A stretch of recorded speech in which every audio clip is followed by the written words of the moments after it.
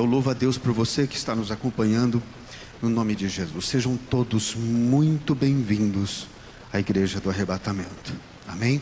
Amados, eu quero começar com a seguinte pergunta. Nós estamos no fim dos tempos? Todos concordam? Todos concordamos. Isso é unânime em qualquer pastor ou cristão que você conheça. Se você pergunta, nós estamos no fim dos tempos? Sim, estamos no fim dos tempos. Mas vamos ver o que a própria palavra de Deus diz a respeito dos fins dos tempos. Porque o nosso intuito aqui não é mostrar coisas humanas, não é mostrar teoria da conspiração. Não. Nós queremos ver o que diz somente a palavra de Deus. É o que nos interessa. Porque é a única que é imutável, é inquestionável. Não há como refutar o que está escrito no santo livro da palavra de Deus. Então vamos ver o que diz a palavra de Deus, começando pelo livro de Mateus, capítulo 24, do versículo 4 ao 8. Diz assim: Jesus respondeu: cuidado, que ninguém vos engane, pois muitos virão em meu nome dizendo eu sou Cristo, e enganarão a muitos. Vocês ouvirão falar de guerras, rumores de guerras. Vocês vão falar de guerras, rumores de guerras, mas não tenham medo. É necessário que tais coisas aconteçam, mas ainda não é o fim. E aí, nação se levantará contra nação, reino contra reino, haverá fomes, terremotos em vários lugares. Tudo isso é o princípio, é o início das dores. Então nós temos também Lucas capítulo 21, versículo 21, que diz: haverá grandes terremotos, fomes, pestes em vários lugares, acontecimentos terríveis, grandes sinais provenientes do céu. Então estes são as referências bíblicas que definem que quando estas coisas começarem a acontecer, é o fim dos tempos. O fim dos tempos tem uma demarcação específica para o Senhor. Dentro da palavra de Deus, ela fala que durará uma geração. Ok? Então vamos analisar a geração a qual vivemos. Nós temos também algo na terra que está ocorrendo em grande escala: a fome. Todos sabemos que há muitos países que estão em fome, tendo fome severa, principalmente depois do Covid. Se nós analisarmos todos os meios de comunicação atuais, e olha que algumas informações que eu apresentei aqui são muito antigas, mais de 820 milhões, atualmente está em 1 bilhão. Então há 1 bilhão de famintos na terra. Então nós temos aqui muitos dados de diversos órgãos que controlam este tipo de informação, informando que a fome tem aumentado na terra como nunca antes. Terremotos e maremotos. Esse aqui é um dado muito específico e eu quero que vocês guardem este período. Este é um dos órgãos controladores que falam a respeito de terremotos. Nunca teve tanto terremoto grande de 7.0 na escala Richter como de 2003 para frente. Agora, quantas mamães nós temos aqui que viram as últimas contrações nas dores de parto? É como se Deus estivesse fazendo com que a terra observasse as contrações, os últimos instantes antes de nascer, os batimentos. Então estas são as últimas contrações na terra, como se algo estivesse prestes a acontecer. E nunca foi tanto quanto a partir do ano de 2003. Mais para frente vocês vão entender porque esse ano é importante. Então também nós temos outros medidores, outros órgãos que fazem a medição de terremotos e maremotos. Nós tivemos grandes terremotos na terra, como o terremoto de Nepal, terremoto da Itália. Nós tivemos muitos outros grandes terremotos, como o terremoto do Chile, México e muitos outros que aconteceram na terra. E vocês precisam entender por que esses terremotos aconteceram. Nada que acontece na terra está fora da palavra de Deus. Nada. Então existe um motivo para ter acontecido tais eventos. E tudo isso é necessário para que a igreja seja despertada, a igreja esteja preparada. Então nós temos também grandes terremotos, maremotos e tsunamis, como o grande tsunami do Haiti, com mais de 260 mil mortos, 320 mil mortos. Nós tivemos terremoto do Taiwan, o grande tsunami da Ásia, o horrendo tsunami do Japão, que ficou marcado na história. Todos lembram dessa cena, não lembram? E muitos jornais foram mostrados essas cenas.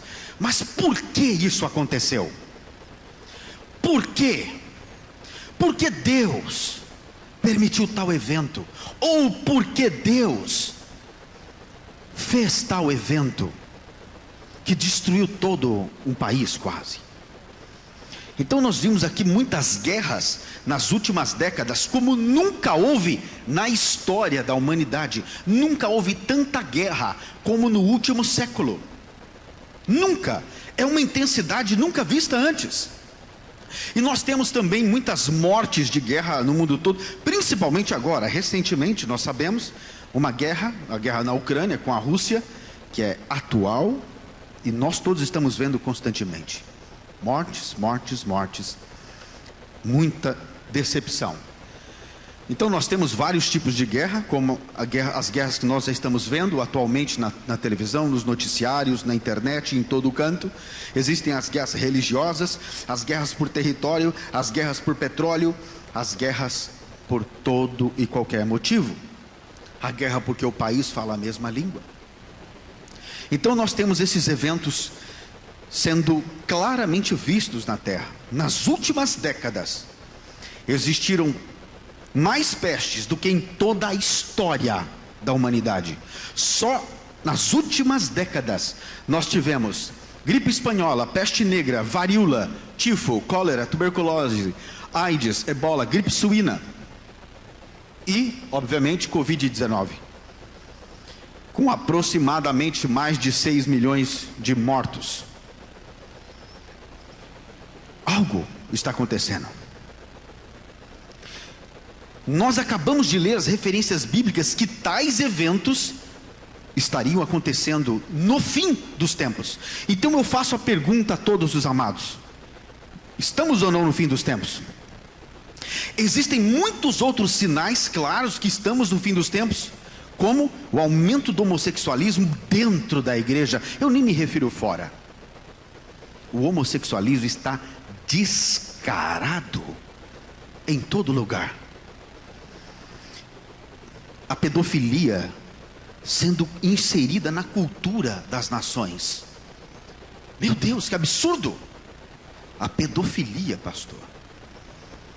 Nós temos também a bestialidade sendo tratada como uma coisa, uma brincadeira, algo curioso, apenas um fato curioso que ocorre em algumas nações, blasfemando do casamento santo entre um homem e uma mulher, blasfemando contra aquilo que Deus criou. Aborto sendo legalizado em muitas nações é normal, está comum. Nós mesmos cristãos estamos tratando como se fosse normal.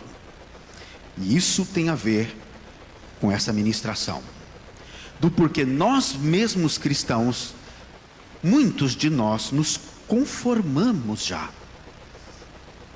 Pais matando os filhos, filhos matando os pais. Conclusão: nós estamos no fim dos tempos. Amém? Todos nós concordamos.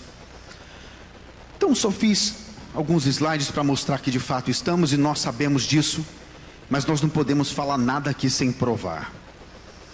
E se nós estamos no fim dos tempos, existe um alerta específico dado pelo próprio Senhor Jesus Cristo, e é sobre esse alerta que nós vamos falar hoje.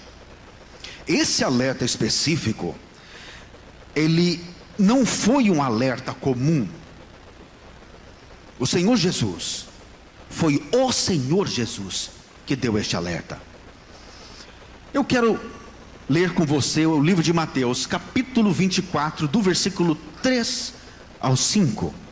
Então preste atenção comigo.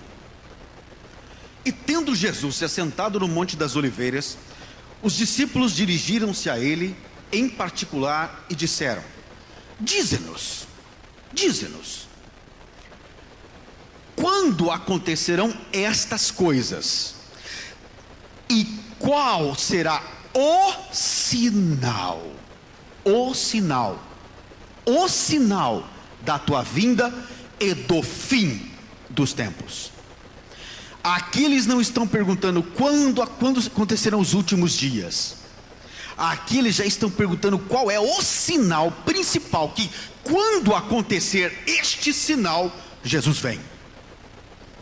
É para ter certeza que Jesus vem. Os discípulos queriam certeza absoluta. Eles falam: Senhor, me dê o sinal. Qual o sinal? Eles não perguntaram: Jesus, qual os sinais?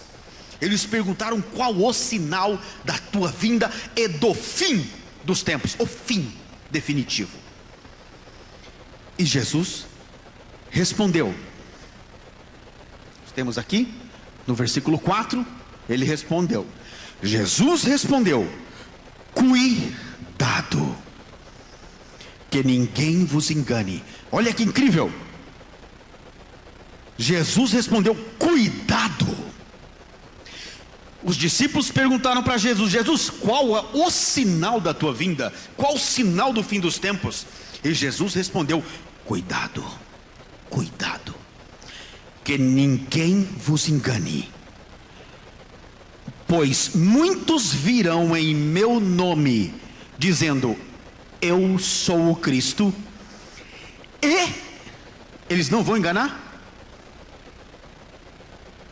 Eles enganarão muitos, mas vão enganar muitos, centenas, milhares de pessoas.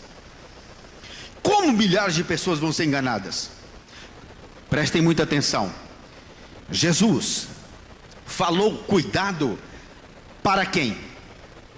Para os discípulos, para a igreja. Ele não falou para o mundo, ele falou para Pedro. Imagine Jesus chegar para Pedro e falar: Pedro, você já conhece de mim? Então cuidado, vai vir um engano aí, que é bem possível que você caia. Vai vir um engano tão terrível, que muitos, até mesmo os escolhidos, poderão ser enganados. E esse engano vem em meu nome. Preste atenção. Jesus disse que esse engano viria em nome dele, dizendo: eu sou o Cristo, e enganarão a muitos. Mas precisamos entender melhor isso, já que o apóstolo, na carta à igreja de Tessalônica, ele especifica o nome desse engano. Ele conclui a mensagem e o aviso do Senhor Jesus Cristo, dando um nome para esse engano. E ele fala, em 2 Tessalonicenses capítulo 2, versículo 2 e 3, ele diz, versículo 3: não deixe que ninguém vos engane, de modo algum, antes daquele dia virá apostasia. Antes daquele dia virá apostasia, e então será revelado o homem do pecado, o filho da perdição, que nós sabemos que é o anticristo. Então aqui, antes da volta de Jesus, antes daquele dia, eu quero mostrar muito claramente aqui o que significa aquele dia. A palavra de Deus diz que aquele dia é o período da angústia para Jacó. Eu quero fazer uma pergunta aqui: quantos anos vai durar a angústia de Jacó? 7 anos, todo mundo sabe aqui. Então a tribulação e grande tribulação vão durar 7 anos. Só que aqui a palavra de Deus está dizendo que a apostasia vem antes do grande e terrível dia do Senhor. A grande apostasia, o grande engano que Jesus falou: cuidado, que ninguém vos engane de modo algum. Jesus falou para os discípulos: cuidado.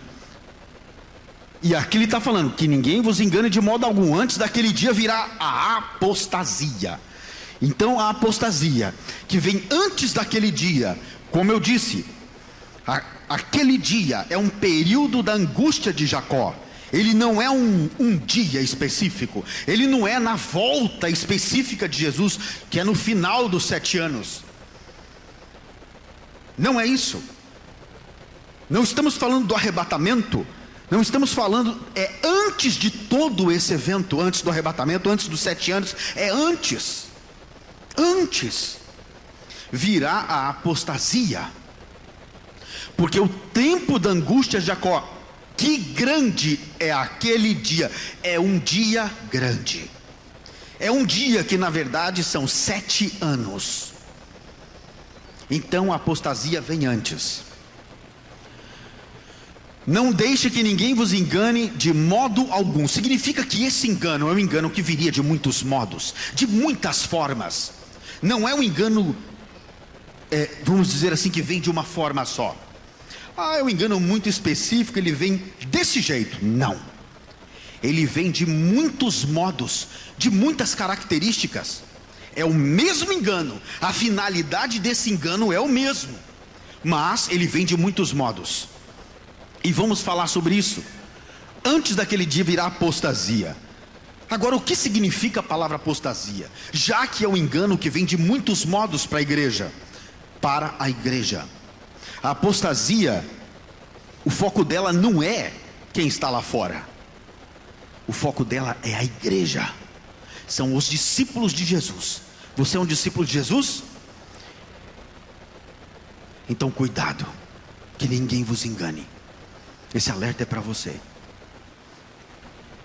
A apostasia tem alguns significados. No dicionário bíblico e no dicionário comum, ela tem 2 significados idênticos. Os primeiros 2 significados dela, que é o decair, o abandono da fé. Esse é o primeiro significado. O segundo significado, que é o significado que nós vamos nos ater aqui, que é o decair ou abandono da verdadeira fé. Verdadeira fé. Mas apostasia também significa biblicamente rebelar-se contra Deus. Também significa rebelar-se contra a autoridade divina. Também significa rebelião contra a palavra de Deus. Também significa escolher a mentira em vez da verdade. Também significa odiar a Deus e amar o diabo. Então a apostasia tem alguns significados que ficaram muito claros aqui para todos, amém? Então nós temos aqui uma referência bíblica que nos vai fazer refletir um pouco sobre este período. Diz em Lucas 18:8 assim: eu lhes digo, ele lhes fará justiça e depressa. Contudo, quando o Filho do Homem vier, porventura haverá fé na terra? Não vai ter fé. Mas se alguma coisa não está batendo, se não vai ter fé, porque em toda esquina que você vai ter uma igreja?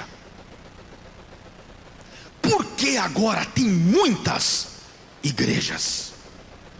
As igrejas estão lotadas. As igrejas estão enchendo. Mas se não vai ter fé na terra, por que está escrito isso? Parece que está indo na contramão. Deus fala que não vai ter fé, mas está aumentando o número de igrejas. Eu quero voltar aqui ao início, ao segundo significado da apostasia: abandono ou decair da fé verdadeira, ou da verdadeira fé. Então significa que a apostasia vai fazer com que as pessoas não tenham mais fé na verdadeira, mas elas vão ter fé, todas, em uma outra coisa. Uau, tá começando a fazer sentido. Mas eu quero falar mais profundamente. Continuando aqui, segundo Tessalonicenses, do capítulo 2, do versículo 5 ao 7, nós vamos explanar um pouquinho a continuação da explicação do apóstolo sobre a apostasia e onde ela nos leva. Vamos ler.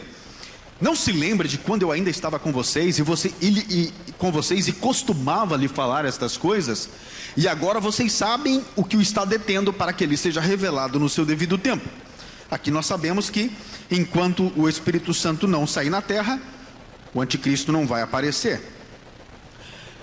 Aí no versículo 7, ele fala algo impressionante. Ele diz: na verdade é que, quer dizer, ele ia estar falando que vai vir o anticristo, mas o anticristo não vai vir ainda, porque o Espírito Santo está detendo.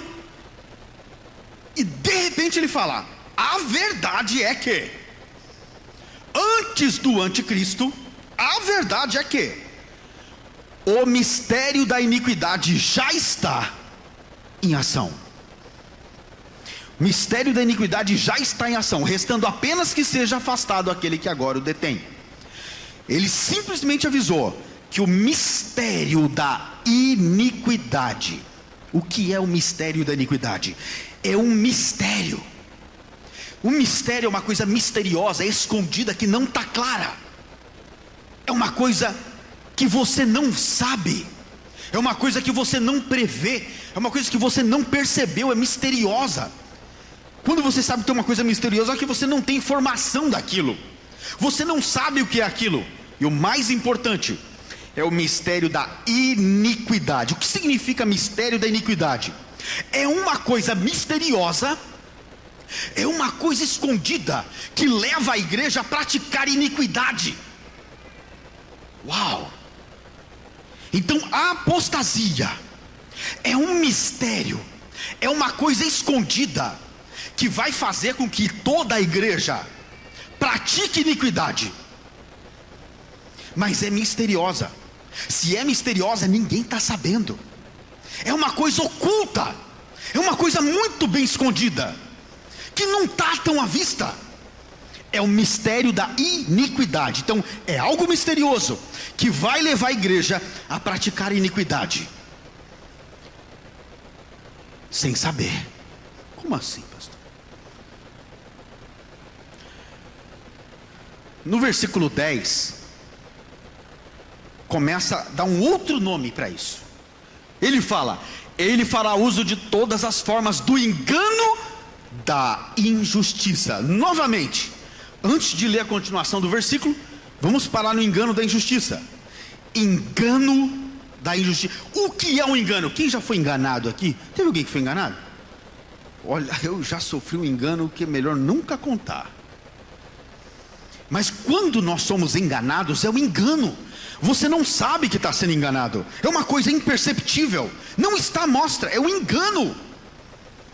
Quem sofreu algum estelionato ou um roubo sem que soubesse do que estava acontecendo? Um engano, amados. Engano é um engano da injustiça. Então apostasia é um tipo de engano. Engano é quando você é enganado e não sabe que está sendo enganado, porque ninguém é enganado porque quer. É um engano. É o engano da injustiça. Significa que a apostasia ia ser um engano que ia fazer com que a pessoa praticasse a injustiça. Mas deixa eu só separar aqui a palavra justiça.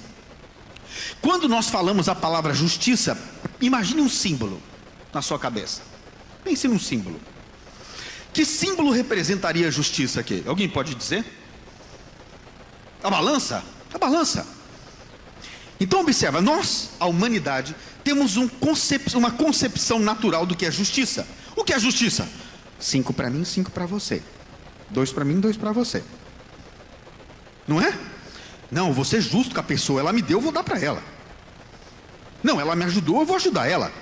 Não é essa a concepção de justiça que nós temos? A de Deus não é isso. Justiça para Deus é o padrão moral de Deus. Justiça é o oposto do pecado. Justiça. Tem algum advogado aqui? Ou alguém que conhece de lei? Uma pessoa justa é o quê? Uma pessoa que obedece às leis. Uma pessoa justa para Deus é que obedece à lei de Deus.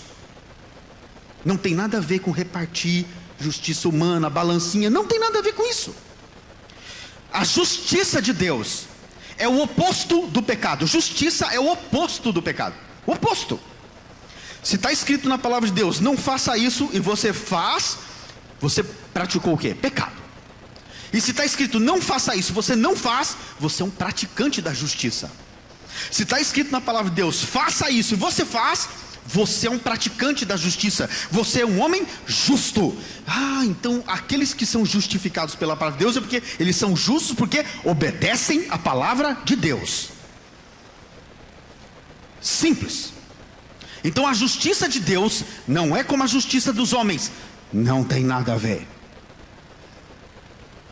Você não entende a justiça de Deus. Quem foi para o céu foi o Lázaro, que era pobre. Ele não tinha nada. Por que Deus permitiu ele passar a vida toda sem ter nada? Nós não entendemos, nossa mente é limitada. O que Deus tinha para ele é muito maior, mas em terra, aqui, em vida, Deus é injusto com esse homem. Olha só, esse homem super rico fica tratando ele desse jeito. Aqui em terra, a nossa justiça é limitada, mas depois daqui tem uma eternidade. Então esse engano é o engano da injustiça. É o engano que ia fazer com que a humanidade praticasse a injustiça. É um engano que ia fazer com que o cristão desobedecesse a palavra de Deus sem saber que está desobedecendo. É um engano. Essa é a pior parte. O engano da injustiça é um engano, amados. Eu não vou falar antes, dá vontade de falar. Mas é um engano que simplesmente ia fazer com que o cristão praticasse a injustiça, desobedecesse aquilo que está escrito na palavra de Deus, para que não pereçam, porquanto rejeitaram o amor à verdade que os poderia salvar. Agora, como é que a pessoa vai rejeitar o amor, a única verdade que pode salvar ela? Quando a pessoa está no engano da injustiça, ela não vai aceitar, ela não vai ter fé na verdade que pode salvar. Ela não vai ter fé na verdadeira. Lembra lá em Lucas 18? Que vai simplesmente... um segundo significado da apostasia, que é o decair da verdadeira fé. Então as pessoas vão ter fé numa outra coisa, e elas vão rejeitar o verdadeiro evangelho, e elas vão ter fé num outro que ia fazer com que elas rejeitem a Deus. Ia vir um outro em nome de Jesus. Lembre? Jesus falou: cuidado, que ninguém vos engane. Muitos virão em meu nome. Então a apostasia vai vir em nome de quem? Fala mais alto. A apostasia vem em nome de Jesus. Por que todos vão aceitar a apostasia? Facilmente. É fácil. Pega uma Bíblia: eu venho em nome de Jesus, a paz do Senhor, irmãos. Paz, pastor. E enganaria muitos, porque vem em nome de Jesus. E as pessoas não vão aceitar o evangelho verdadeiro, elas vão aceitar um outro. Mas por quê? Vai ficar muito claro agora.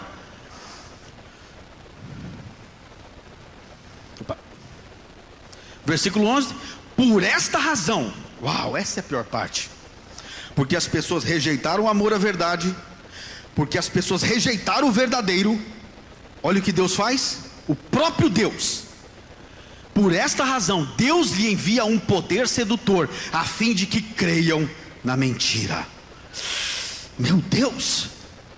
Peraí, bispo, o senhor está me falando que Deus vai me mandar um espírito sedutor para mim crer na mentira? Sim, está escrito na palavra de Deus, porque você rejeitou a verdade que poderia te salvar.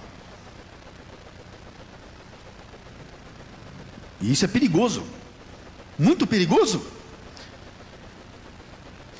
Deus envia um poder sedutor a fim de que creiam na mentira e sejam condenados todos os que não creram na verdade, mas tiveram prazer na injustiça.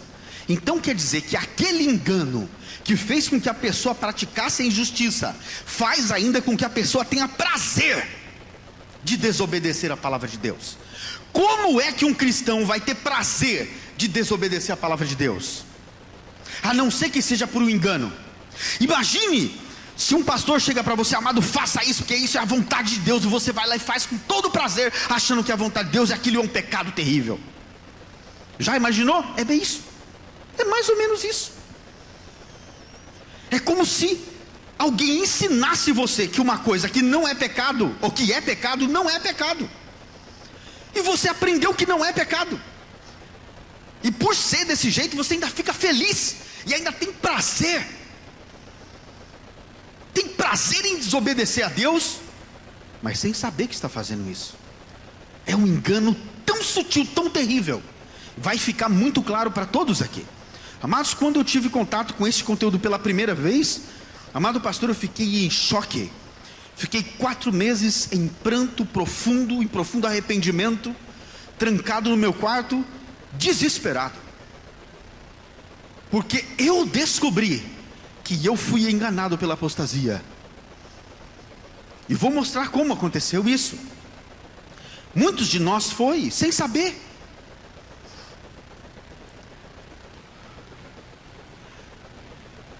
A origem, onde começou essa apostasia, esse engano? Amados, por incrível que pareça, a apostasia começou na presença de Deus, no céu, diante do trono do Todo-Poderoso. Foi lá que começou a apostasia. A apostasia, ela não busca quem está fora da presença de Deus. A apostasia, ela tenta derrubar quem está buscando a Deus. A apostasia tenta buscar os filhos de Deus, os discípulos de Jesus. A apostasia não quer saber quem já está lá fora. Quem está lá fora já está. Ele não vai se desgastar. Ele quer você. Ele quer você que está buscando a Deus. A apostasia, ela tenta derrubar aqueles que estão na presença de Deus. E nós sabemos o que aconteceu. Em Ezequiel capítulo 28, do versículo 14 ao 17, nós vimos o relato da queda de Lúcifer, onde a apostasia aconteceu. E tem 2 características especiais aqui nessa queda, que demonstram o início do ataque da apostasia. Como a apostasia começa? Vamos ler a palavra de Deus, Ezequiel 28, capítulo 28, versículo 14 a 17, diz assim: você foi ungido como querubim guardião, pois para isso eu o determinei. Você estava no monte santo de Deus e caminhava entre as pedras fulgurantes. Você era inculpável em seus caminhos desde o dia que foi criado até que achou maldade em você. Por meio do seu amplo comércio, você encheu-se de violência e pecou. Por isso eu o lancei em desgraça para longe do monte de Deus. Eu o expulsei, ó querubim guardião, do meio das pedras fulgurantes. No versículo 17, já começa a mostrar as características. O seu coração tornou-se orgulhoso por causa da sua beleza, e você corrompeu, gravem isso, corrompeu a sua sabedoria por causa do seu esplendor. Por isso eu a tirei à terra e fiz de você um espetáculo para os reis.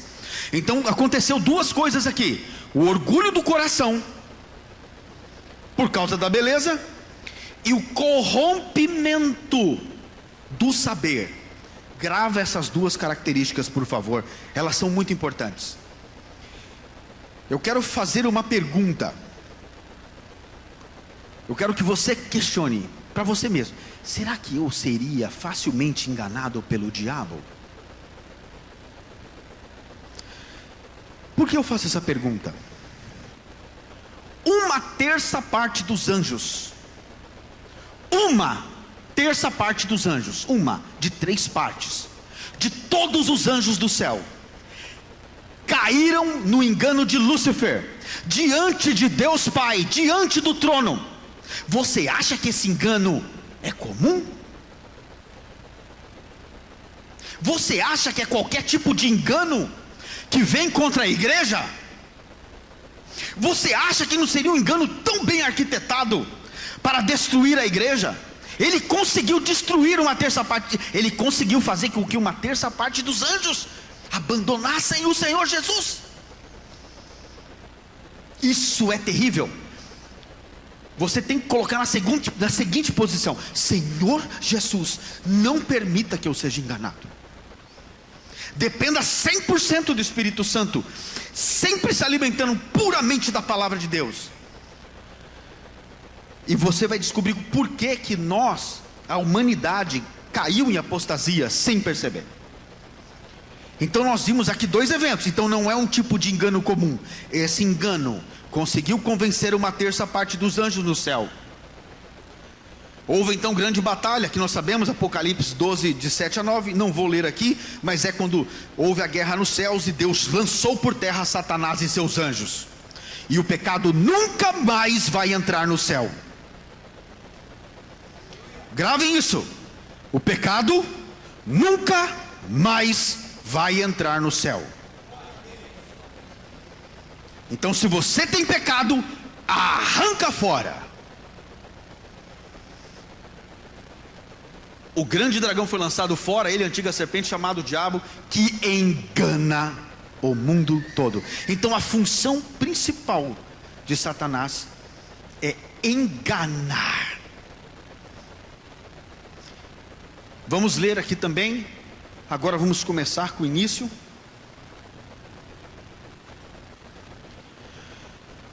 Nós vamos mostrar rapidamente como a apostasia começou na terra. Como que Satanás conseguiu enganar a humanidade? Eu quero ler rapidamente aqui. Em Gênesis capítulo 3, do versículo 1 a 7, você vai saber exatamente como a apostasia enganou a humanidade. Como Satanás enganou uma terça parte dos anjos no céu.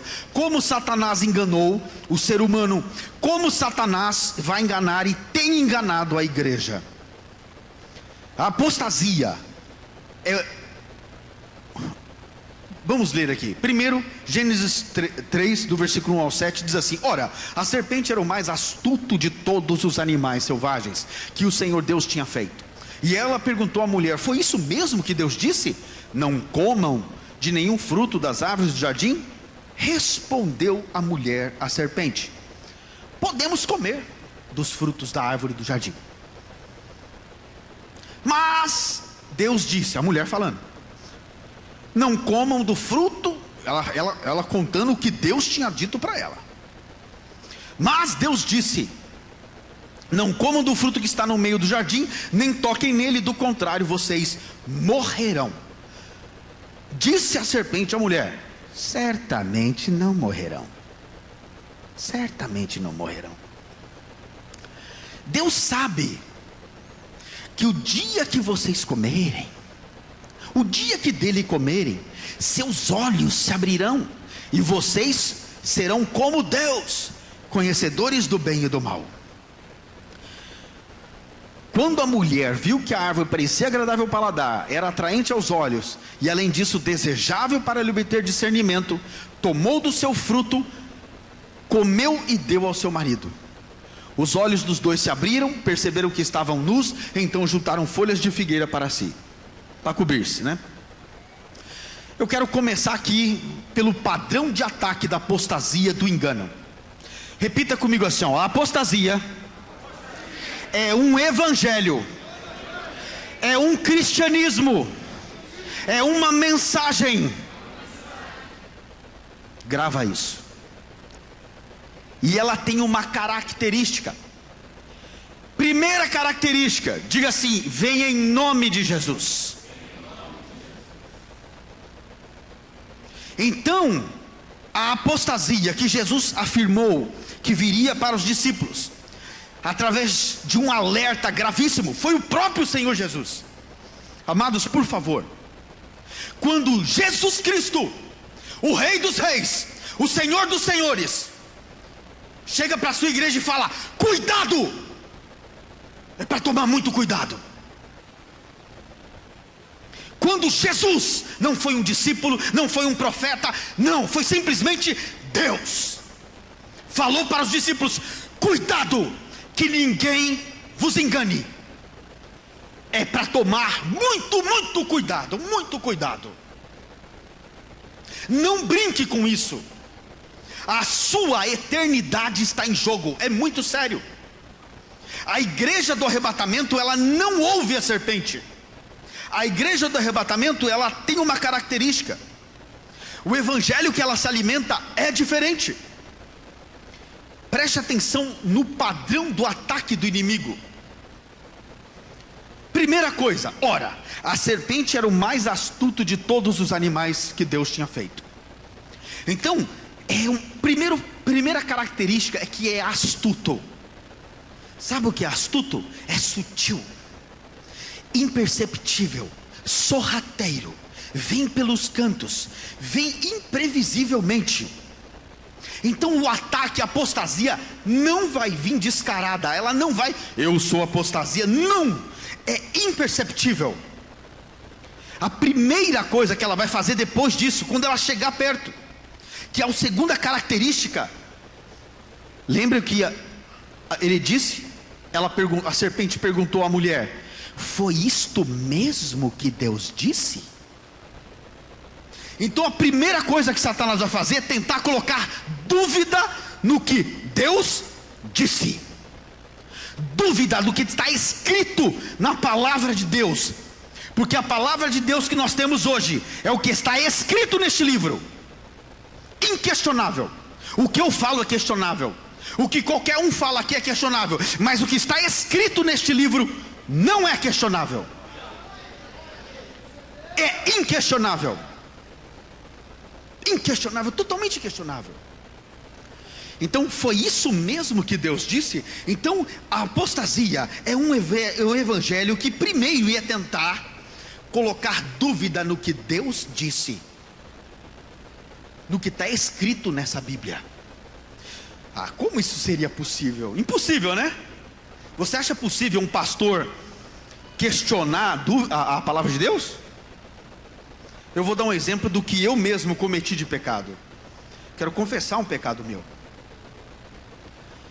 Uma ovelha minha chegou em mim, pastor, com a Bíblia na mão: pastor, por que a gente faz isso? Isso aqui na Bíblia está dizendo que não pode. Eu simplesmente falei: não é bem isso que Deus disse. Entendeu agora? Mas pastor, está escrito aqui isso. Não, isso aqui é outro período.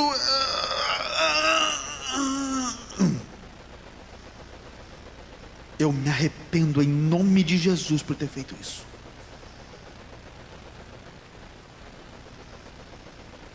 Porque era muito difícil obedecer aquilo que estava escrito. Porque eu aprendi um outro evangelho que podia, que não precisava obedecer aquilo que está escrito. Então, foi isso mesmo que Deus disse? Satanás traz uma dúvida naquilo que está escrito na palavra de Deus. Gravem isso: todo o foco da apostasia, toda a força da apostasia é para fazer com que a palavra de Deus seja desobedecida. Todo o impulso, toda a artimanha, todos os modos que ela tenta de engano, é para fazer com que o homem desobedeça o que está escrito na palavra de Deus. Terceiro aspecto: foi isso mesmo que Deus disse? Não comam de nenhum fruto das árvores do jardim? Deus tinha falado isso? Não! Então ele pega e distorce a palavra de Deus. Distorcer o que está escrito na palavra de Deus. Está escrito: não faça isso, tem que ser assim, tem que ter tal comportamento. Não é bem assim, isso aqui. Não existe isso com a palavra de Deus. Mas esse engano, as pessoas iam rejeitar a verdade que poderia salvar, com certeza iam. Porque aqui está escrito que eu não posso fazer isso, mas o teólogo que eu vi no YouTube, ele disse que pode, que não tem problema. Mas está escrito aqui na Bíblia. Não, mas o teólogo, ele é muito conhecedor da palavra.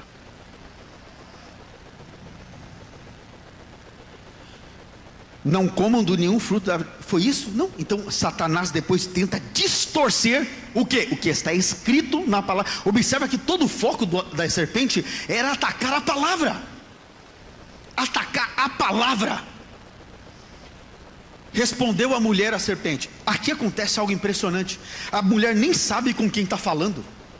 Como é que a igreja não percebe que é a serpente que está falando? E o pior parte não é isso. É um relacionamento. Há uma conversa, uma interação entre com a igreja e a serpente, com a igreja e Satanás, a igreja e a apostasia, a igreja e o engano. Há uma interação, e a igreja não percebe que está passando por um processo de engano, não percebe, mas ela fica prestes a cair. Quando ela abre o ouvido para ouvir, é suficiente para ela cair no engano. Grava isso: se a igreja abrir os ouvidos para ouvir a apostasia, é o suficiente para ela cair no engano. Não se deve ouvir a apostasia, nunca. A igreja não reconhece com quem está falando, não reconhece. E o sexto passo é interessante. A igreja sempre reage dizendo conhecer a letra da palavra de Deus. Olha o que a Eva falou. Respondeu a mulher à serpente: podemos comer dos frutos da árvore do jardim, mas Deus disse, quer dizer, a palavra de Deus disse. É um cristão que conhece a Bíblia, conhece a palavra de Deus. Então a serpente, ela está falando com quem conhecia a palavra de Deus, e é quem conhece mesmo que é o foco. A apostasia, gravem isso, é sério. Então aqui nós vemos a Eva respondendo com muita clareza o que estava escrito na palavra de Deus. E ela conhecia toda a palavra de Deus. Só existia um mandamento naquele dia.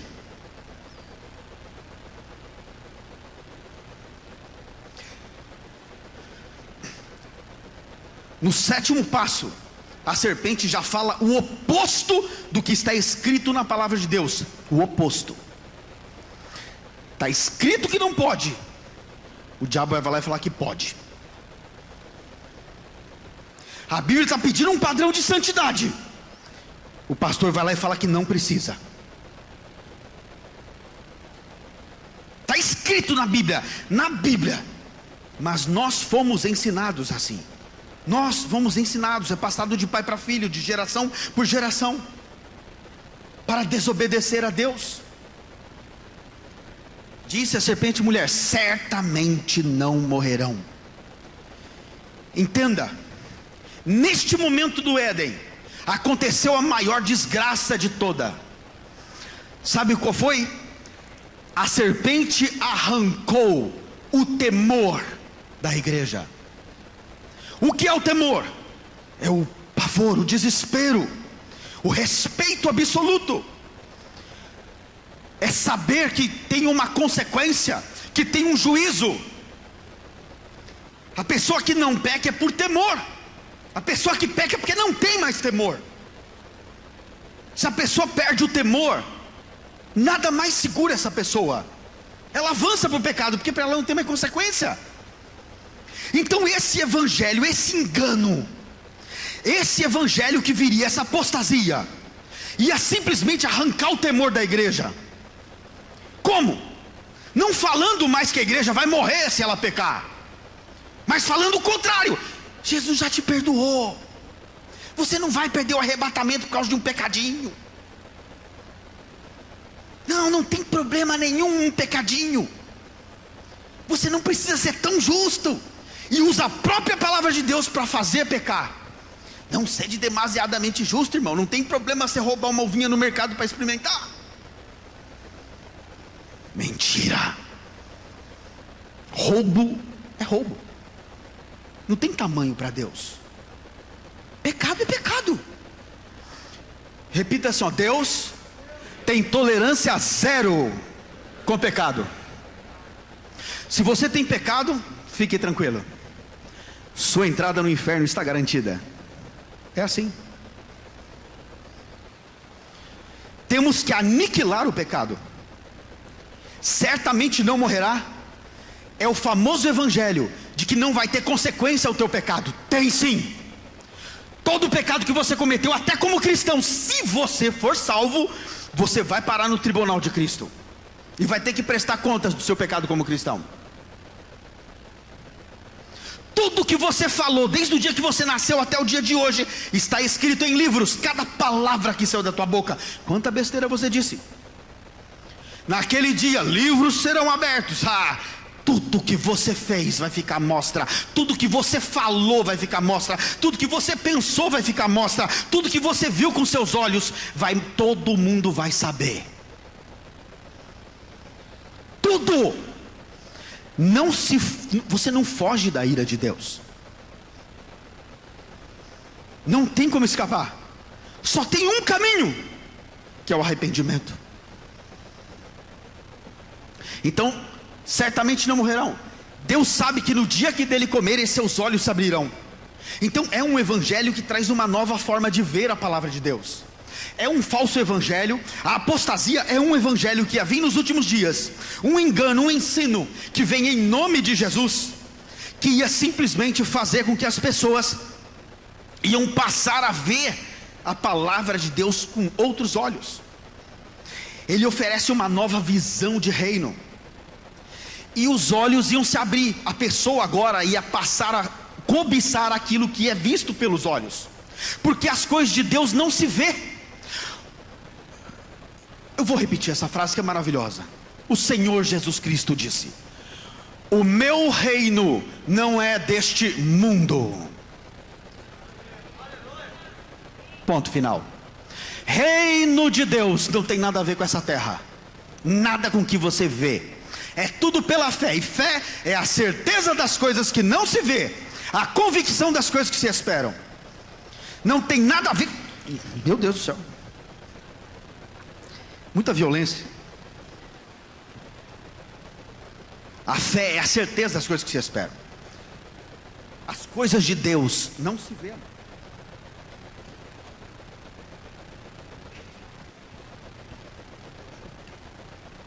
Eu acho que eu preciso estar um pouco menos eloquente.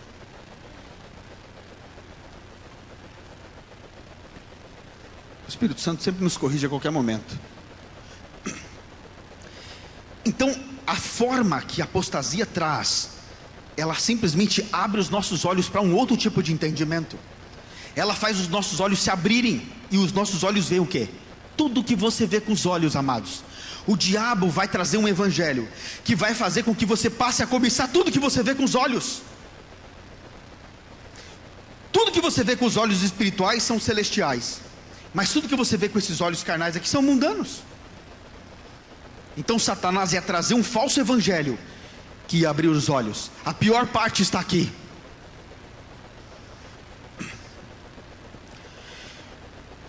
Satanás disse: e vocês serão como Deus. Meu Deus, agora é que começa. Vai ficar muito claro para todo mundo agora aqui. A apostasia vai ficar cada vez mais clara agora. Ele diz: e vocês serão como Deus. Sabe o que significa isso?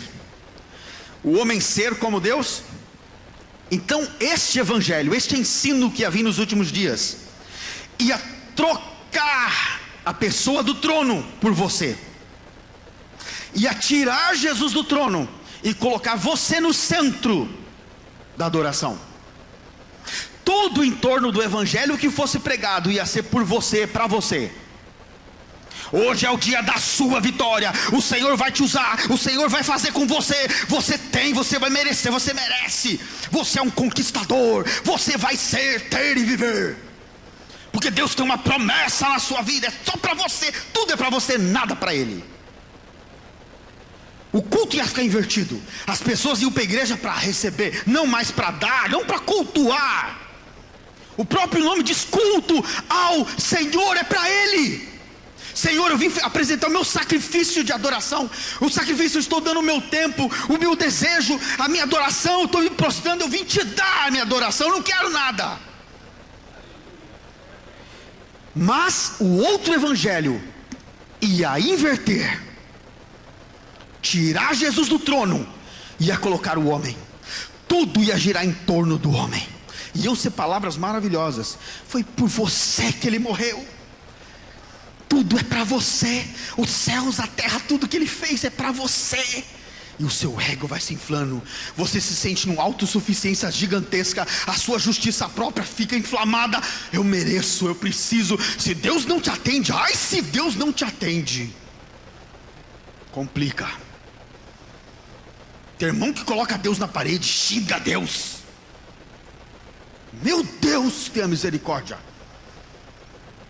O que fizemos com o verdadeiro evangelho? Apostasia. Troca. Ela vem com uma mensagem que você se torna Deus. A sua vontade vai ser atendida. O seu desejo, o seu sonho, já não é mais os sonhos de Deus. Todos os homens na Bíblia que tiveram sonhos, foi de Deus, não foi deles. Todos os sonhos que Deus colocou no homem, era para o reino de Deus, não do homem. Todo sonho que Deus implantou em alguém, foi para que a vontade de Deus fosse estabelecida, não do homem. E todos os homens que receberam o sonho de Deus, estes homens tiveram que morrer para si. Eles pararam de existir, era só Deus neles. Está tudo invertido. A apostasia trocou tudo. E está em todas as igrejas. E milhares iam ser enganadas, porque vem em nome de Jesus. É fácil enganar. É só abrir a Bíblia. Como vem de Jesus e está usando o nome de Jesus, enganam muitos. O verdadeiro evangelho leva você para a cruz. Você morre para si, morre para os seus desejos, morre para os seus sonhos. Aí você quer só os de Deus, porque não é mais você que vive, é Jesus que vive em você. Mas enquanto você estiver ouvindo o evangelho da apostasia, vai ser o contrário. Vai ser o contrário. Conhecedores do bem e do mal. Aqui que vem a pior parte. Vai ser mais fácil concluir assim. Eu faço uma pergunta a todos que estão aqui. Quem já pesquisou no YouTube ou ouviu pregações sobre o que é o fruto que estava na árvore do jardim? Alguém chegou a pesquisar? Alguém já teve uma curiosidade para saber o que era esse fruto que estava naquela árvore que a Eva comeu? Que tipo de fruto era aquele? Alguém já teve essa curiosidade? Eu já tive. Teve alguém? Eu pesquisei uma vez para ver o que os pastores estavam falando a respeito deste fruto. O que é este fruto? Eu ouvi coisas escandalosas, coisas impressionantes, que eu falei, meu Deus, não posso nem falar no púlpito aqui.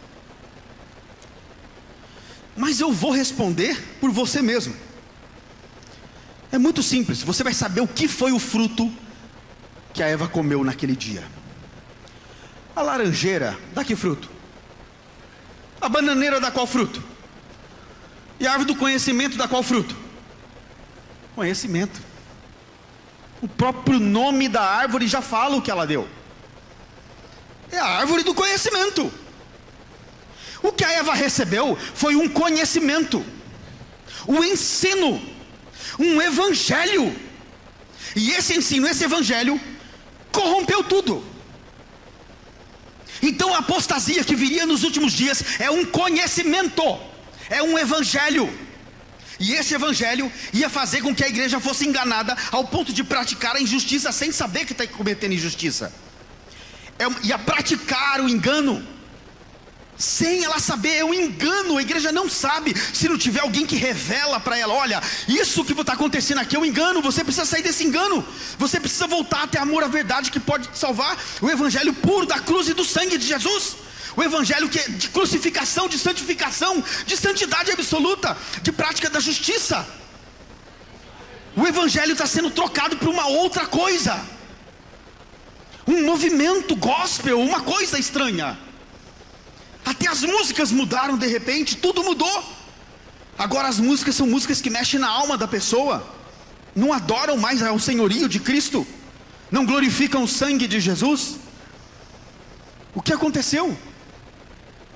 Conhecedores do bem e do mal é um fruto que tem duas coisas dentro deste fruto: o conhecimento do bem e o do mal. Sabe o que significa isso? É um evangelho que ia falar assim para você: olha, você tem aqui as bênçãos do Senhor Jesus Cristo, a salvação, a cruz, a eternidade, o arrebatamento, uma vez salvo, sempre salvo, não tem que se preocupar com nada, não tem problema. Você pode misturar as coisas do mundo com as coisas de Deus, que não tem problema. É um fruto que traz uma mistura do conhecimento do bem e do mal. Você pode conhecer o mundo. Sabe o que significa a palavra conhecer na Bíblia? Conhecer na Bíblia é usado tanto para quanto um homem conhece a sua esposa intimamente. Conhecer significa ter intimidade, fazer parte, se tornar um com. Conhecer o bem e o mal. É um fruto que traz uma mistura, que vem disfarçado das coisas de Deus, mostra salvação, mostra graça, mostra prosperidade, mostra tudo. Não tem problema, você pode ser mundano, se vestir como o mundo, falar como o mundo, comer as coisas do mundo, viver tudo que o mundo faz. Não tem problema nenhum. Certamente você não morrerá. Não tem problema. Imagina, Jesus é amor, querido, não é nada disso. Não caia na mentira da serpente. O amor de Deus na Bíblia chama-se repreensão, correção, exortação. O pai que ama o filho o repreende. O amor de Deus para nós é revelar em nós aonde está o nosso pecado, para que não pereçamos. Quando Deus ama uma nação, Ele ama um povo, Ele não quer que o povo seja destruído. Ele faz o quê? Envia um profeta para avisar sobre a destruição, para que o povo se arrependa e Ele não destrua. Isso é amor de Deus. Quando a mulher viu que a árvore parecia agradável ao paladar, olha só, então esse evangelho ia ser um evangelho que ia ser agradável ao paladar. O evangelho que sempre ia alimentar a carne do homem, sempre ia alimentar a carne. É o evangelho que você ia se encher de fartura. Prosperidade significa barriga cheia, prosperidade, crescimento, dinheiro. É um falso evangelho. Agradável ao paladar. Quando ela viu, de novo, viu, ela passou a ver coisas que ela não via antes.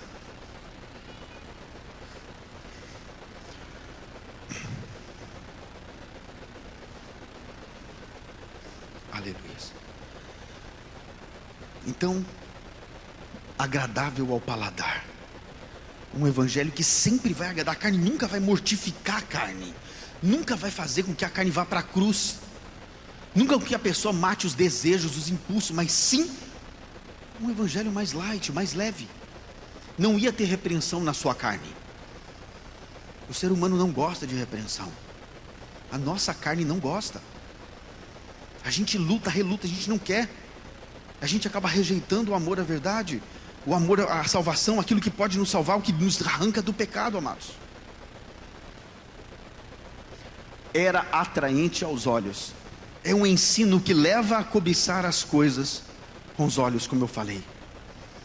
É o evangelho que a pessoa passa a cobiçar tudo que ela vê. Seja uma esposa, um marido, uma casa, um carro, tudo que ela vê com os olhos. Tudo desta terra, tudo que é perecível. O falso evangelho da prosperidade é claramente isso. Essas igrejas que pregam que você vai ser abençoado, ganhar um carro, uma casa, e traga aqui a sua semente. O falso evangelho da prosperidade vem em nome de Jesus, mas não é o verdadeiro. Por esta razão Deus envia um espírito sedutor, para que eles creiam na mentira. Eles creem de verdade, amados. Tanto que você se pergunta às vezes, como é que alguém pode acreditar nesse pastor falando essa lorota? Eles creem mesmo, porque o próprio Deus enviou o espírito sedutor para que eles creem.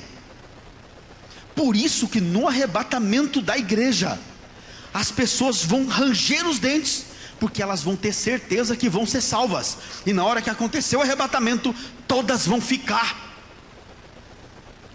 E vai ser apavorante isso.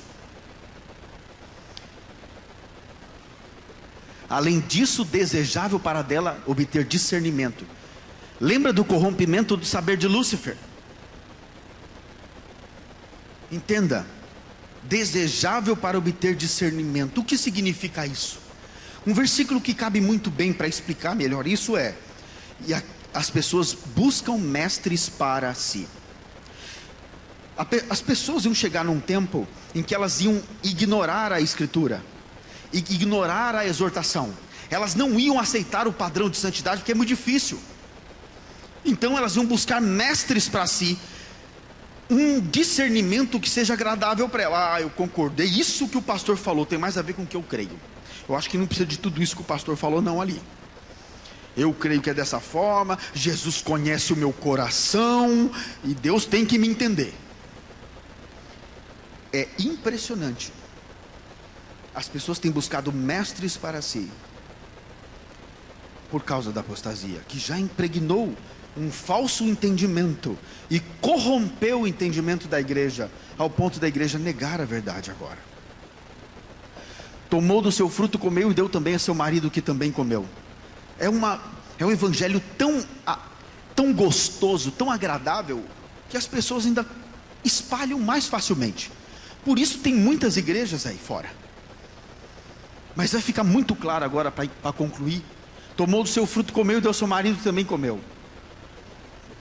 Os olhos dos dois se abriram e perceberam que estavam nus, então juntaram folhas de figueira para si. O que significa cobrir? Folhas de figueira significa a pessoa cobrir-se da sua própria justiça, porque vestes na palavra de Deus tem a ver com os atos de justiça. Lembra em Apocalipse as vestes brancas e resplandecentes, que são os atos de justiça dos santos. Então quer dizer, os atos de justiça, atos de obediência à palavra de Deus. E nesse caso, como eles ouviram outro evangelho não de Deus, eles se vestiram com folhas de figueira. Quer dizer, eles se vestiram com as suas próprias justiças. Então quando a pessoa cai no engano da apostasia, ela cria uma justiça própria para si. Ela acha que ela tem que merecer, que ela merece algo. Nós não merecemos nada, amado. Até como cristãos já devíamos dar muito graças a Deus para os judeus terem rejeitado a Cristo, para que nós fôssemos enxertados. Nós não merecemos, não é assim. Jesus que merece toda a nossa adoração, Jesus que merece todo o nosso louvor, Jesus que merece todo o nosso sacrifício, Jesus que merece todo o nosso empenho, toda a nossa vida, o nosso respirar, o nosso agir, o nosso pensar, é Jesus que merece. Nós não merecemos nada, nós não fizemos nenhum tipo de sacrifício para nada, nós não merecemos nada, foi Ele o único que sacrificou.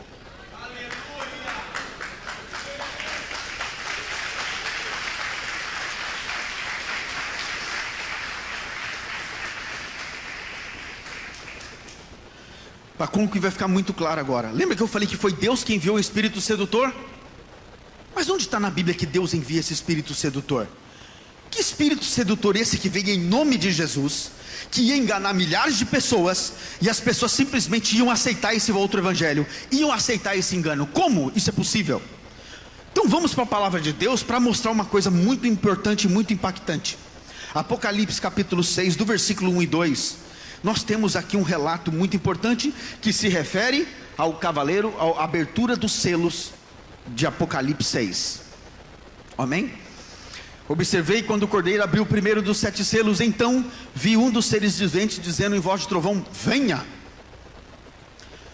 Olhei adiante de mim e estava um cavalo branco. Seu cavaleiro empunhava um arco e foi-lhe dada uma coroa, e cavalgava como vencedor determinado a vencer. Uau!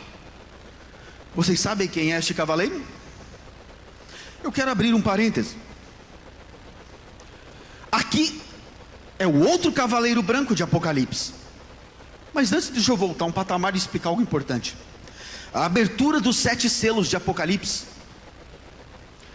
A abertura dos 7 selos. O livro do rolo que foi aberto, o rolo de Deus que foi aberto, ele também foi citado pelos profetas. E a Bíblia diz pelos profetas que o rolo de Deus contém os ais, as lamentações, os juízos de Deus. Então, desses selos, dos 7 selos que Deus ia abrir em Apocalipse, não ia vir nada de bom dali. São ais, são juízos, são lamentações. Então, repitam, não vem nada de bom desse livro. Nada. É juízo para a terra, condenação para a terra. Mas por que eu tenho que explicar isso? Porque em algumas faculdades teológicas ensinam que o primeiro cavaleiro de Apocalipse é o evangelho que ia vir. ia ser o evangelho que ia ser pregado antes do arrebatamento, o grande avivamento. De fato eles têm razão numa coisa: é um evangelho, mas não o verdadeiro. Porque no livro do rolo de Deus não tem nada de bom que vem dali, são ais, juízos, enganos. Então por que vem um cavalo branco? Olha a aparência dele, presta atenção. Um cavalo branco, seu cavaleiro empunhava um arco, foi-lhe dado uma coroa, e ele cavalgava como vencedor, determinado a vencer. Agora vamos ver o nosso poderoso, magnífico Senhor Jesus Cristo. Apocalipse 19, a gloriosa vinda de Jesus. Vi o céu aberto diante de mim, um cavaleiro branco, cujo cavaleiro se chama Fiel e Verdadeiro. Ele julga e guerreia com justiça. Seus olhos são como chama de fogo, em sua cabeça há muitas coroas. Um nome que só ele conhece e ninguém mais. Está vestido com manto tingido de sangue, e seu nome é Palavra de Deus. Os exércitos dos céus o seguiam, vestidos de linho fino, branco puro, montados em cavalos brancos. De sua boca sai uma espada afiada, com a qual ferirá as nações. Ele as governará com cetro de ferro. Ele pisa o lagar do vinho, do furor da ira do Deus Todo-Poderoso. E em seu manto e suas coxas está escrito: Rei dos Reis, Senhor dos Senhores. Esse é Jesus.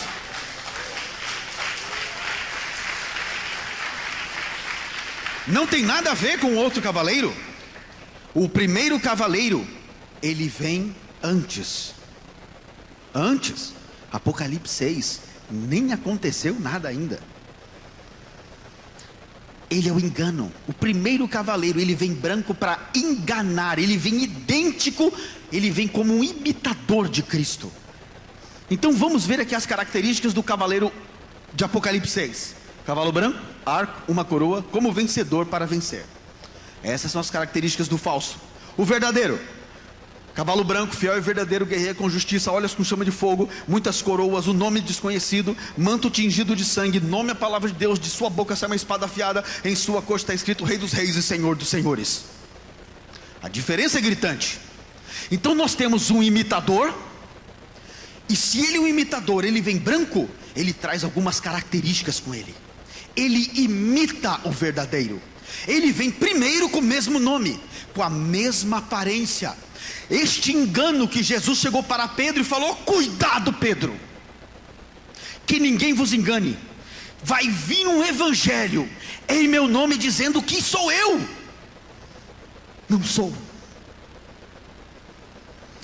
Cuidado, que ninguém te engane de modo algum, porque de muitos modos, ele vai vir de muitos modos para enganar.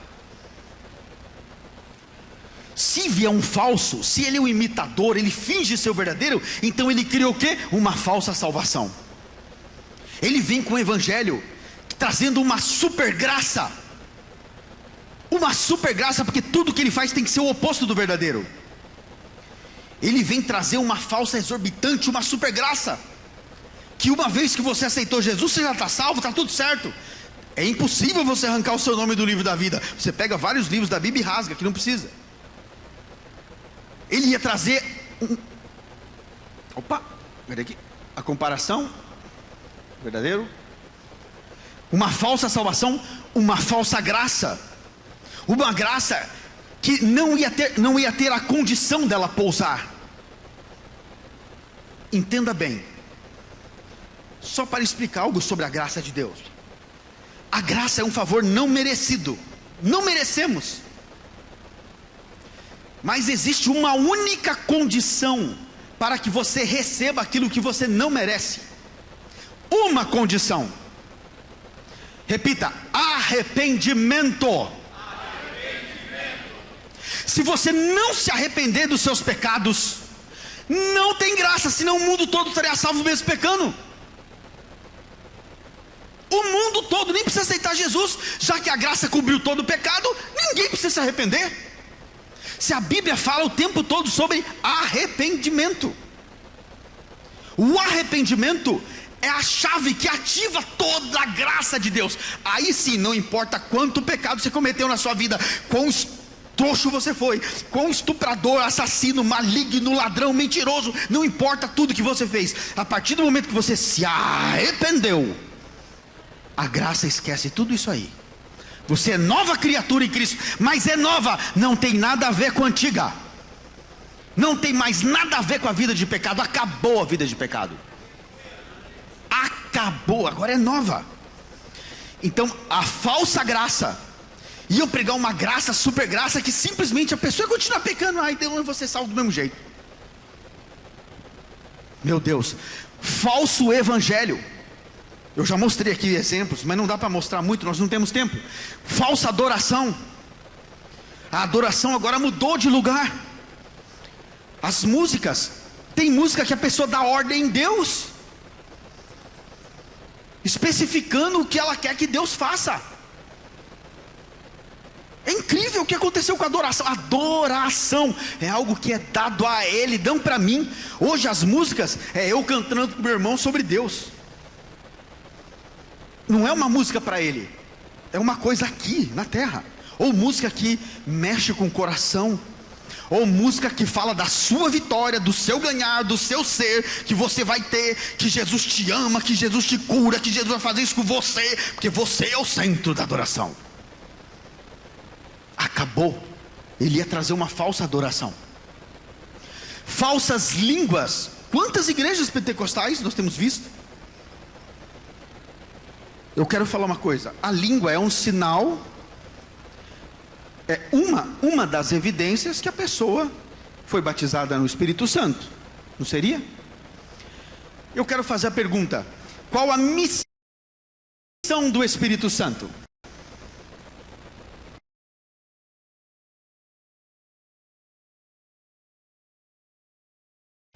Olha, o pastor já falou tudo.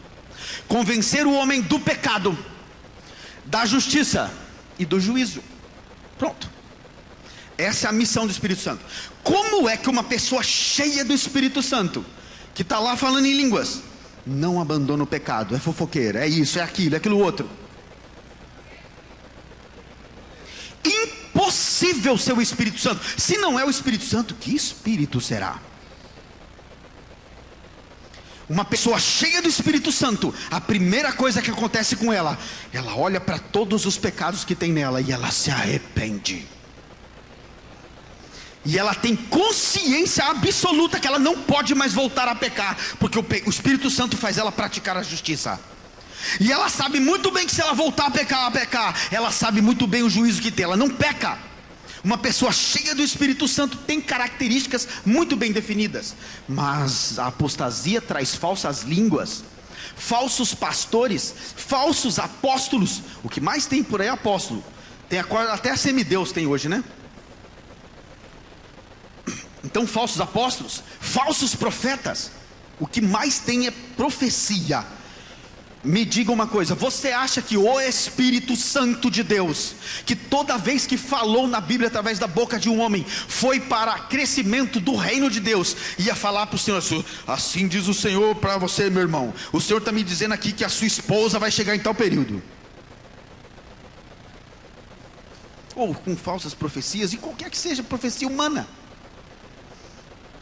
Você acha mesmo que o Espírito Santo, que é extremamente santo, que não compactua com o pecado, com o erro, vai te dar uma profecia carnal para alimentar a sua carne? Não, tudo que o Espírito Santo fala mata a nossa carne, crucifica a nossa carne. Vai ficar claro agora quando eu mostrar o verdadeiro. Eu estou mostrando só o falso. O falso evangelho, o foco dele é na terra. Toda mensagem é baseada na vida que temos aqui nessa terra, de você ser abençoado, não há problema nenhum em ser abençoado, basta ser justo e você vai ser muito abençoado. Entenda, mas o Evangelho, a Bíblia, como o superintendente Michel falou muito bem aqui, nós mudamos a finalidade da Bíblia. Nós mudamos a finalidade dela, que é a eternidade. É o céu, não tem nada a ver mais com essa terra. Ou nós nos preparamos para o céu agora, ou vamos ficar no arrebatamento. Não seremos a igreja do arrebatamento. Então o falso evangelho ia fazer a pessoa desfocar do céu. Tem gente que não quer ir para o céu. É sério, tem muito cristão que não quer ir. Não quer ir agora não. Ai, que o arrebatamento aconteça daqui uns 2 anos no mínimo. É sério, tem muitos. Vocês não têm ideia. Pergunta para uma mulher que acabou de casar se ela quer que o arrebatamento aconteça. Imagina. Por isso que muitos vão ficar por causa de casamento. Quem não abandonar amor de pai, mãe, marido, filho, esposa. Meu Deus. Foco na terra. O tema prosperidade bíblica é comum na igreja da apostasia. É comum na apostasia. Pecado sexual se torna lastrante. Quando o pastor pegar membro por membro da igreja e colocar ele para confessar todos os pecados, o pastor vai ficar com o cabelo desesperado.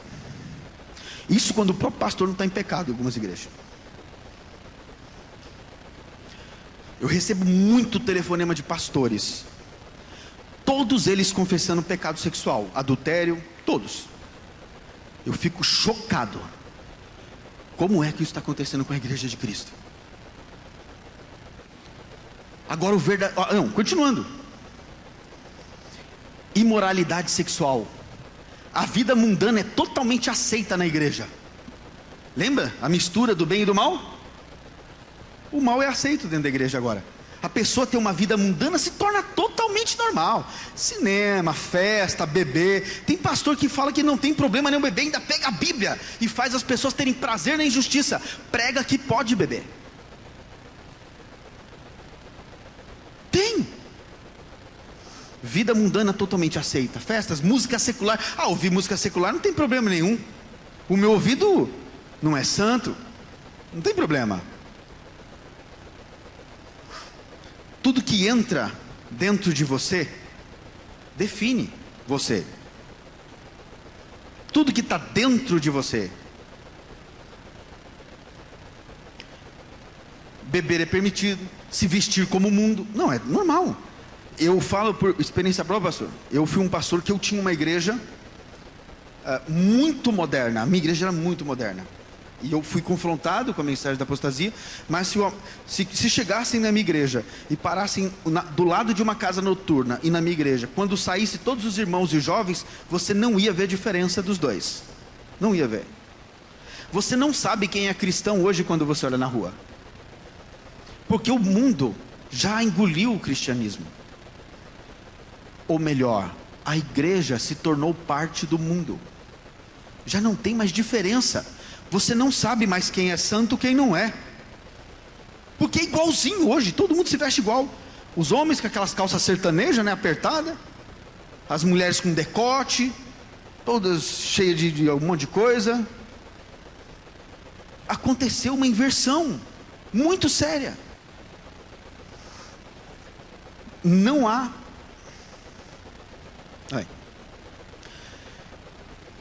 Pregações motivacionais, muito. As pregações se tornam pregações motivacionais. Sempre pregações de cura da alma. Eu vi um pastor sentado numa cadeira. Bispo, por favor, assiste, isso aqui é muito sério. Eu fui lá assistir. Fiquei tão triste de perder meu tempo com aquilo. O pastor só motiva a igreja, impulsiona a igreja, tudo pela emoção. Um pianinho de fundo lá para todo mundo chorar.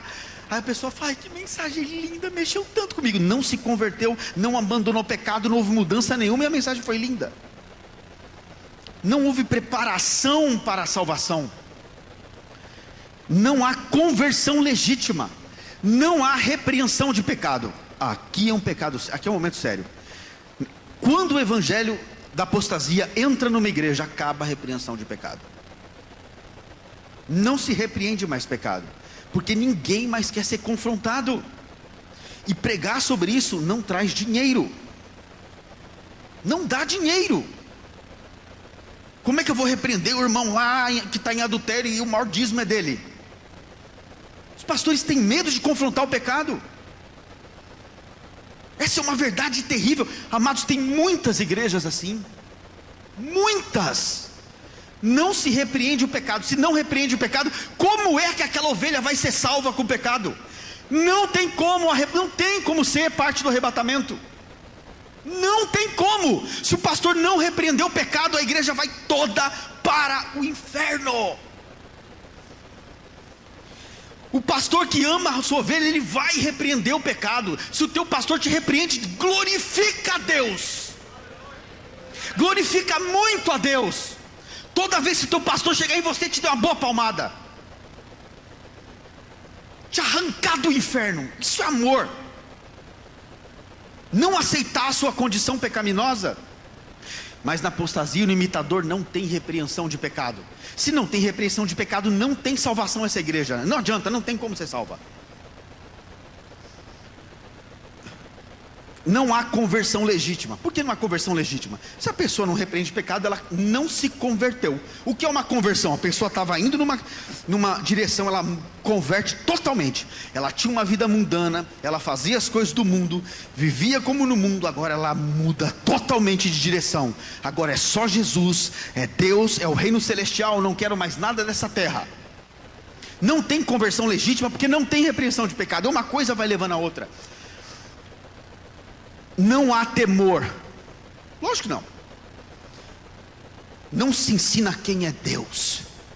Quem é Deus verdadeiro. Amados, nós estamos no Novo Testamento. Temor, a igreja nem sabe que é a palavra temor hoje em dia. Elas não têm mais temor. Elas pecam descaradamente e estão vindo na igreja adorar com a mão levantada. Muitos aqui talvez pecaram antes de vir para cá. Muitos aqui podem estar em adultério, fornicação, prostituição, e não confessaram ao pastor isso. Talvez estejam adorando no púlpito. Não sabemos, não tem como saber, porque ninguém confessa. É muito sério, é muito difícil ouvir isso. Dói. Mas é o puro amor de Deus, amado. Se o arrebatamento acontecer amanhã, ou se ele acontecer alguns minutos depois dessa pregação, ou durante eu falando aqui, será que você está salvo? Isso não é amor de Deus em parar tudo, te tirar da tua casa e falar: filho, por favor, se arrependa. Eu quero que você seja salvo. Se arrependa, por favor, se arrependa. Para com o pecado agora, por favor. Isso é amor de Deus. Não tem pregação melhor do que aquela que te arranca do pecado. Não existe. Isso é a igreja do arrebatamento. Tem uma característica. O falso não tem. Nunca há arrependimento. No falso evangelho não há arrependimento. Não ensina arrependimento. Não se prega arrependimento. Não fazem arrependimento. O arrependimento é tudo. O arrependimento é o sangue de Jesus. Mas não há, nunca prega sobre cruz e sangue de Jesus. É um assunto ultrapassado na igreja. Hoje aqui nós vamos pregar, vai ter a campanha 7 passos da vitória. Mas sangue de Jesus, não. Porque para falar do sangue de Jesus tem que falar de arrependimento, tem que falar de abandonar o pecado, tem que falar de cruz. E esse é um assunto ultrapassado na igreja.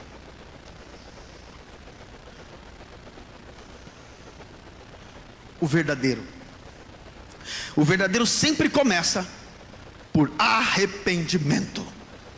O verdadeiro evangelho sempre vai começar pelo arrependimento.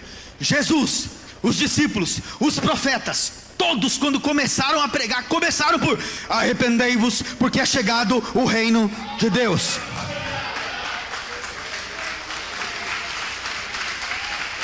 O verdadeiro evangelho prega arrependimento.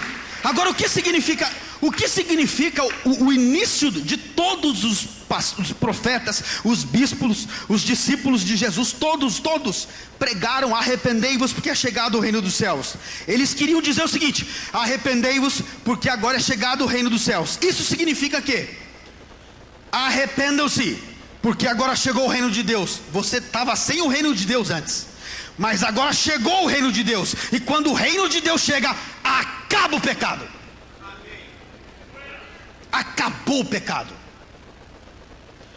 Quando o reino de Deus chega no lugar, as trevas têm que sair. Quando o reino de Deus entra no lugar, o verdadeiro evangelho chega, o falso tem que sair. E quando ele pregar arrependimento, é porque agora vem o reino de Deus. O reino de Deus é santo. O verdadeiro evangelho, ele traz o arrependimento primeiro. Sempre ele vai trazer o arrependimento primeiro. Quer definir um profeta verdadeiro? Um profeta que subir nesse púlpito e não falar primeiro de arrependimento é falso. Todos os profetas na Bíblia, quando abriram a boca pela primeira vez, falaram: arrependam-se. Procura na Bíblia um profeta que falou diferente. Você reconhece um profeta verdadeiro pelo que ele fala, não é nem pelos sinais, é pelo que sai da boca dele. Se o que sai da boca dele prepara a igreja para a eternidade, homem de Deus. Do contrário, falso.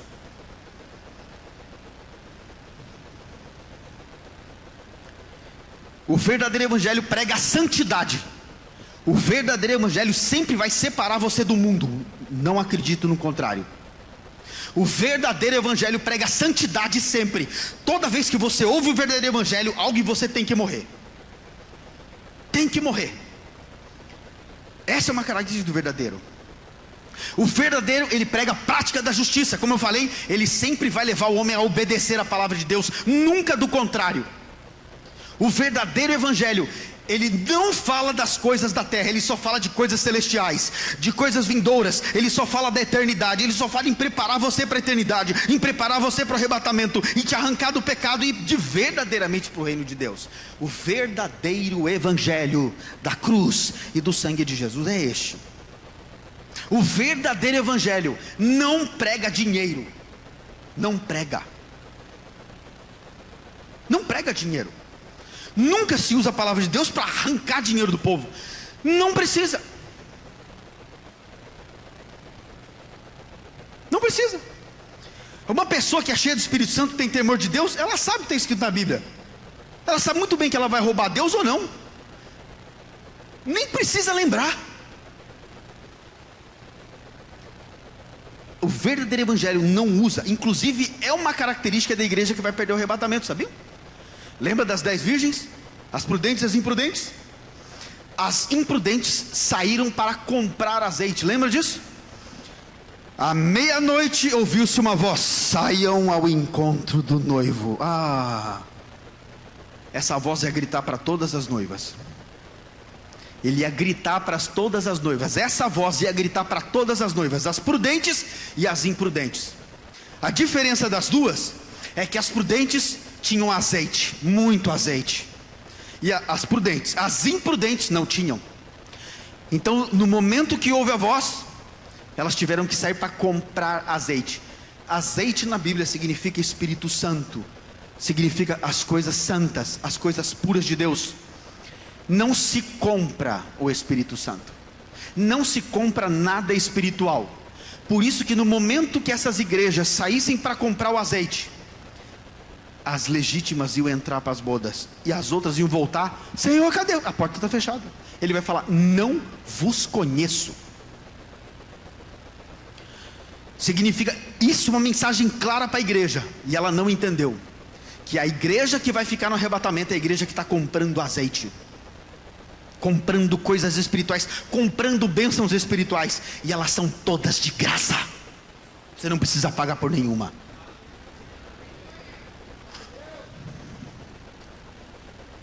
Não prega dinheiro, prega as boas obras, prega a morte da carne.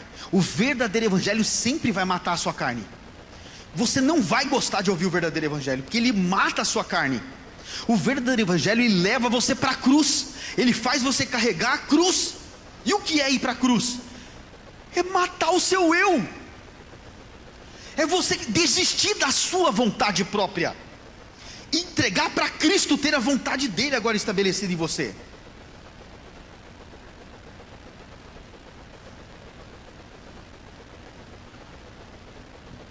O caminho é estreito.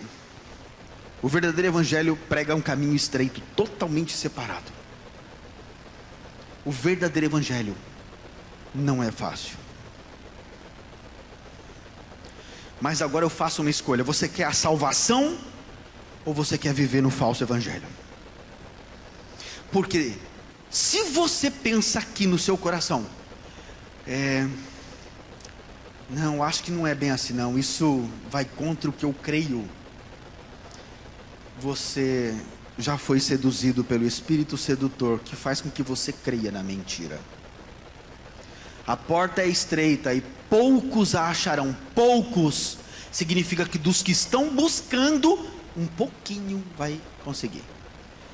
Ah, não se preocupa, não vai achando que milhares de pessoas vão ser arrebatadas, que você está enganado. Deus não está nem aí para números, Ele está com qualidade. Ele quer santos, os justos, que praticam a justiça. Se você tem uma vida de pecado, não vai ser salvo. Não existe isso. É sério. A igreja do arrebatamento tem uma característica: ela se alimenta de algo específico. Ela não compactua com o mundo, ela não aceita nada do mundo, ela só busca o que é celestial. Ela não aceita os padrões do mundo, ela não se veste como o mundo, ela tem de fato uma conversão legítima, porque a pessoa sofre perseguição pela escolha dela. O verdadeiro cristão sofre perseguição. Se você não sofre, tem algo errado com você. O verdadeiro evangelho, ele repreende o pecado, sempre vai repreender o pecado. O verdadeiro evangelho sempre vai repreender o pecado. E o verdadeiro evangelho, quando a pessoa se encontra com Jesus, a próxima mensagem é: vai, não peques mais. Existe um contínuo de santidade, de purificação, a obra santificadora do Espírito Santo. Santificação, tem que ser santo, separado totalmente do mundo. O verdadeiro evangelho prega o arrebatamento, sofre perseguição, tem temor absoluto, e a base exclusiva do conhecimento é a palavra de Deus. Acabou. Não é o curso teológico que eu fiz, que não serve para mais nada. É a Bíblia. O que serve, a única coisa que serve para nós aqui é a Bíblia. Para todos nós que estamos aqui, e todos os pastores aqui, todos concordam comigo. A Bíblia é a nossa única fonte.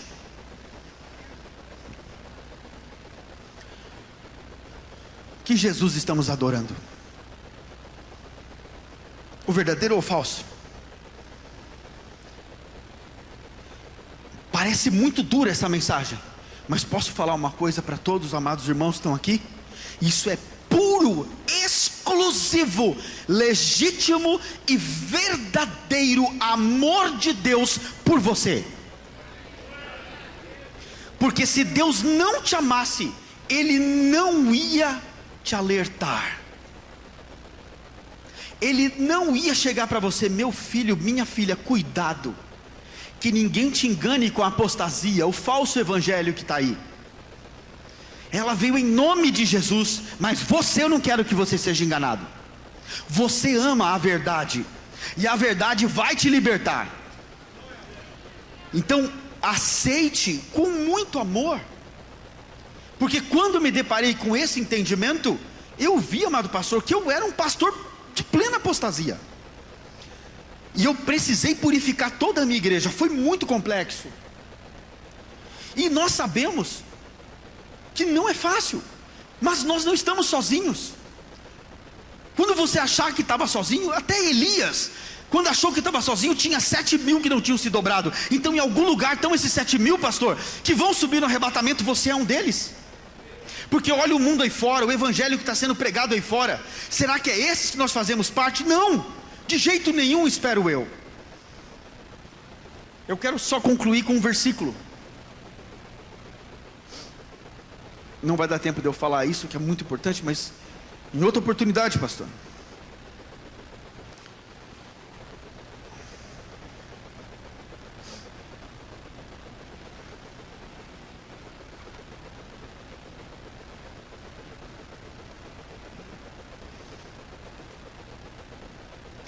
Segunda Coríntios, capítulo 11, versículo 1 ao 4.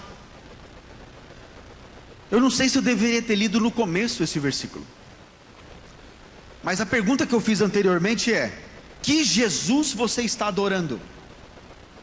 Preste muita atenção. O que eu vou falar aqui é muito sério. A sua salvação está em jogo hoje. Essa foi a carta aos Coríntios. E diz assim o apóstolo Paulo, com muito amor pela igreja, ele disse: espero que vocês suportem um pouco da minha insensatez.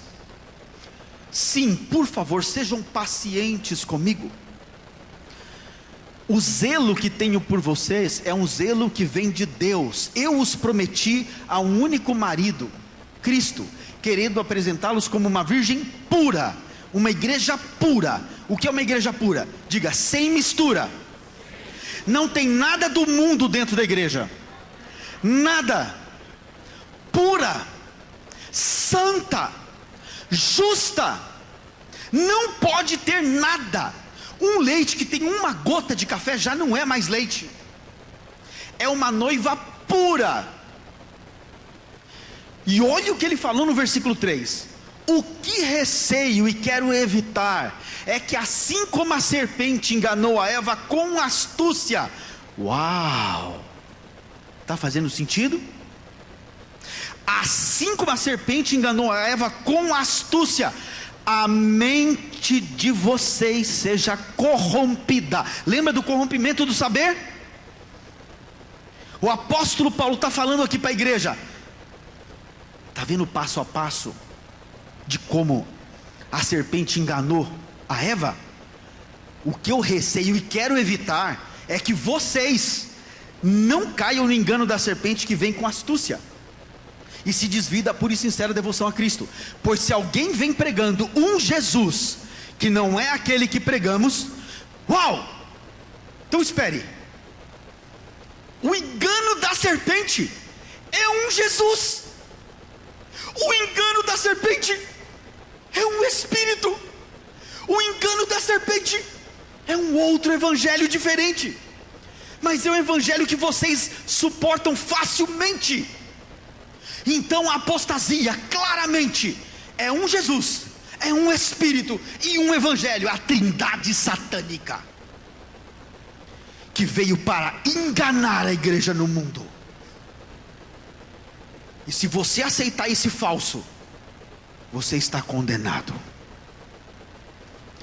Eu pergunto novamente, que Jesus você está adorando? Que Jesus? É muito difícil, não parece difícil ouvir tudo isso? Mas não é tão libertador saber que Deus te ama ao ponto de não te deixar enganado? A partir de hoje você não tem mais como ser enganado pelo diabo. Você não vai mais aceitar algo que não te leve para a cruz, algo que não repreenda o seu pecado, algo que não faça você se transformar de verdade. Você não vai mais aceitar lorota, não vai mais aceitar falso. Não tem como. Você não quer mais ouvir a serpente. Você despertou.